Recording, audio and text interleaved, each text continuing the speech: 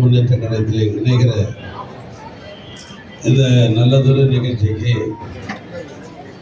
என்னோடு வருகை புரிந்திருக்கிற மாவட்ட கழகத்தினுடைய செயலாளர் மாண்புமிகு அருமை சகோதரர் ராஜேந்திரன் அவர்களே, மேற்கு மாவட்ட கழகத்தினுடைய செயலாளர் நாடாளுமன்றத்தினுடைய உறுப்பினர் அருமை சகோதரர் செல்வ கணபதி அவர்களே,